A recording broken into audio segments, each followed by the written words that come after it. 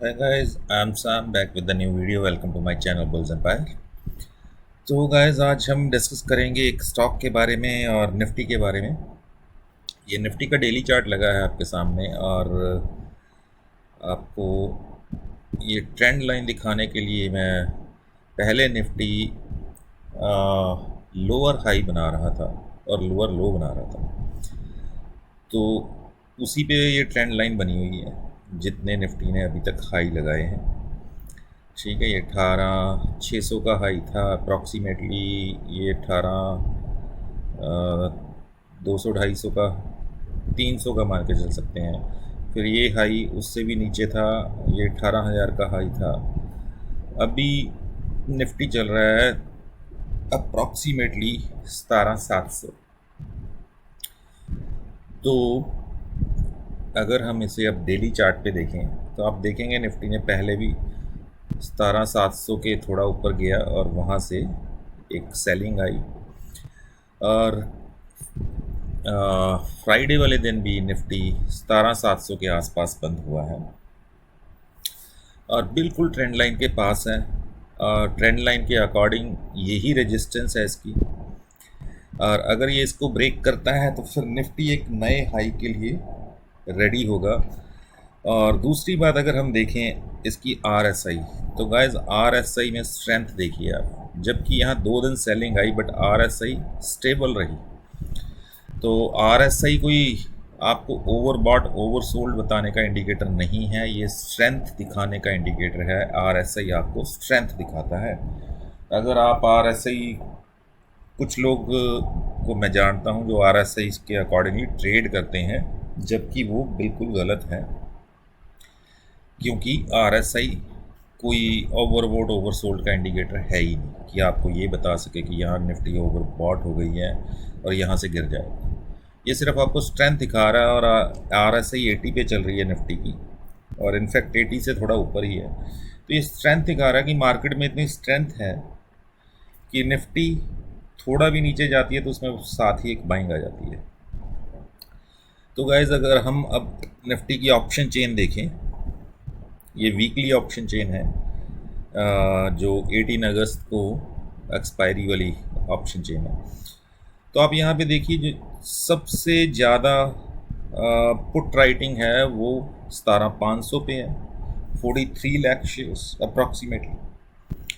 फिर 17,600 पे है 36 लाख शेयर्स, और 17,700 पे है 29 लाख शेयर्स। तो 17,500 की एक स्ट्रॉन्ग सपोर्ट है। और अगर कॉल राइटिंग देखें तो सबसे ज़्यादा जो कॉल राइटिंग है गाइज वो 17,800 पे है।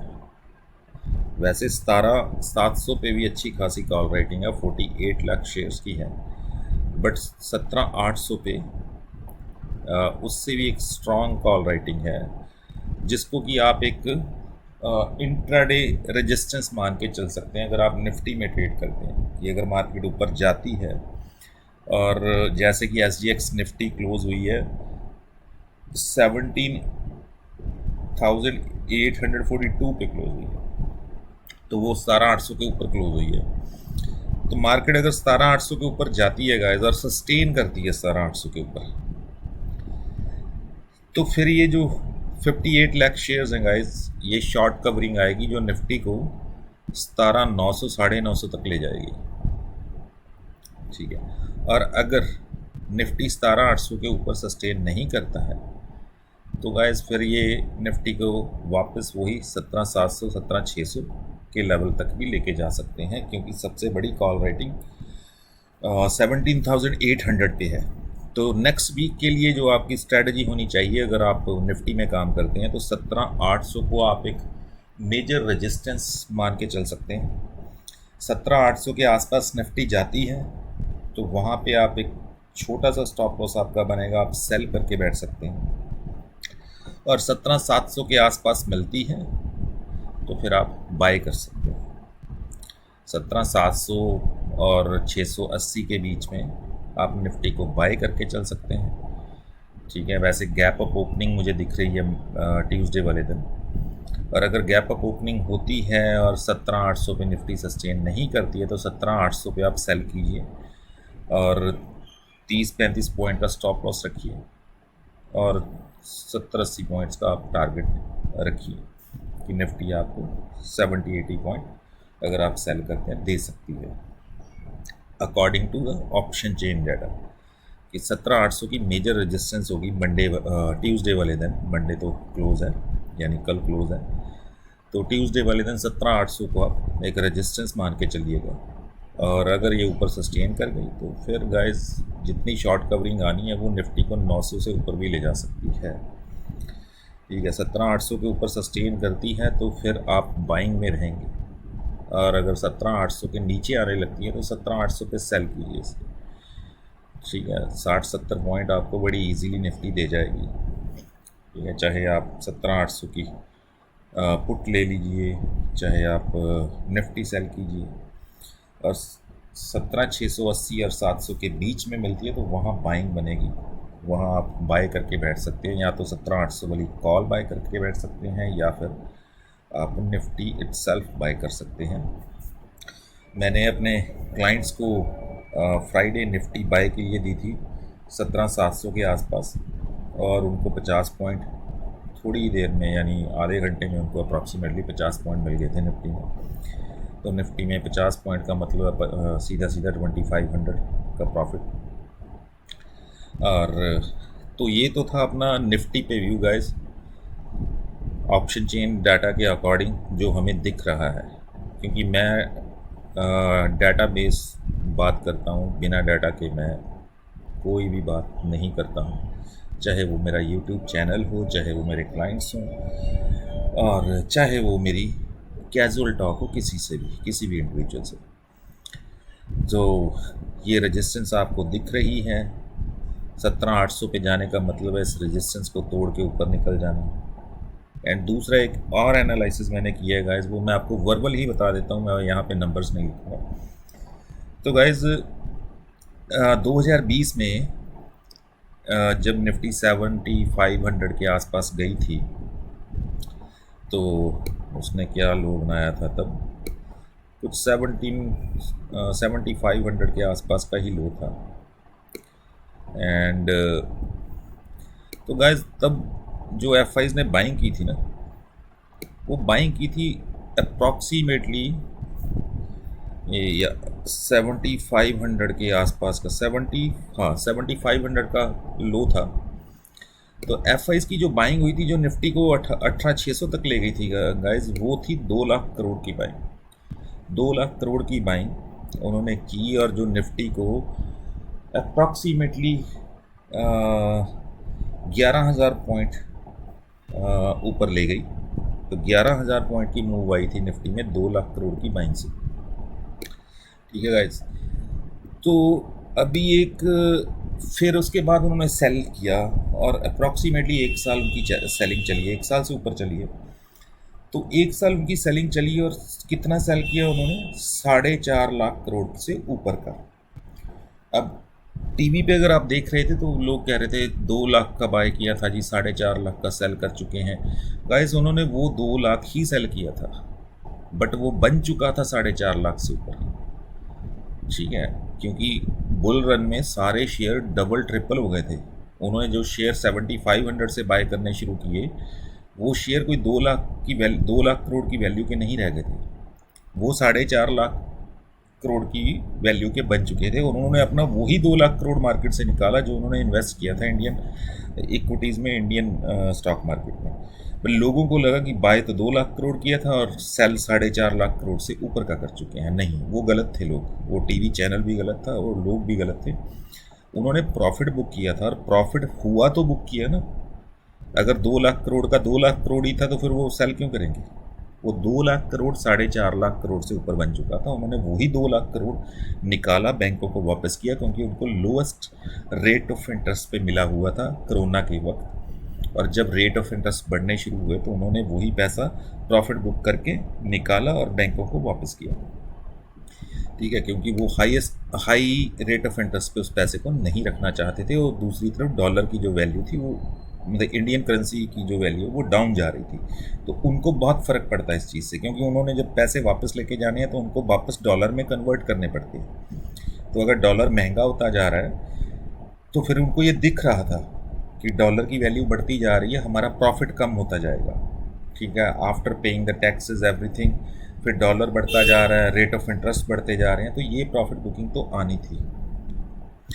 तो एनीवे, अब प्रेजेंट डाटा की बात करते हैं। पिछले 20-22 दिन से वो बाइंग कर रहे हैं कैश में, और अगर उनकी बाइंग का नंबर्स आप देखेंगे पिछले 20-22 दिनों का, तो वो बनता है अप्रॉक्सीमेटली 23,000 करोड़, और 23,000 करोड़ की बाइंग उन्होंने 20-22 दिन में की है, और निफ्टी को वो 16,000 से 17,700 ले आए।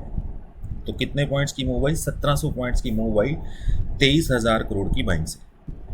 अगर वो हम ये मान के चलें कि 1 लाख करोड़ की बाइंग टोटल करने वाले हैं, let's suppose, just for an example, तो अभी 75 करोड़ की से ऊपर की 75,000 करोड़ की बाइंग से ऊपर की बाइंग उन्होंने करनी है।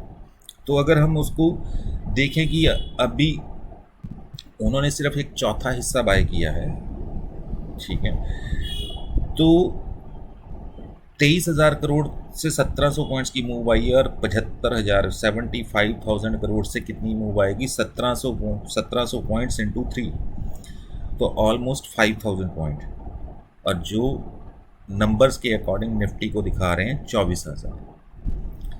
तो अगर वो 1 लाख करोड़ की बाइंग कंप्लीट करते हैं तो फिर निफ्टी 24,000 जाएगी, इसे कोई रोक नहीं पाएगा। तो वो निफ्टी का नया हाई भी होगा, और वो मतलब जो हमारे नंबर्स हैं, जो मेरा एनालिसिस है नंबर्स का, तो वो भी सही होगा, एंड वो एक निफ्टी का नया हाई होगा। उसके बाद उससे और ऊपर निकल जाए वो, they continue by the Indian equity shares, तो कहीं भी ले जा सकते हैं मार्केट को। बट नंबर्स के अकॉर्डिंग अभी तक जो मैंने आइडिया लगाया है कि अगर if they gonna by Indian equity shares for more 75,000 crore, तो निफ्टी 24,000 दिखेगी आपको, ठीक है। बट ये कंडीशनल है कि अगर वो बाइंग करते हैं तो। अब उनकी बाइंग कहाँ रुकनी है, उन्होंने कितनी बाइंग करनी है, इसके बारे में किसी को कोई आइडिया नहीं है, वो सिर्फ उन्हीं को पता होगा। बट हाँ, ये ज़रूर है कि जो पैसा उन्होंने प्रॉफिट निकाला है उसको उन्होंने री इन्वेस्ट तो करना है। सारा ना करें, वो हो सकता है 50,000 करोड़ कर दें, 23,000 करोड़ कर चुके हैं, 24-25,000 करोड़ और कर दें, वो निफ्टी को 20-21,000 ले जाएगा, ठीक है।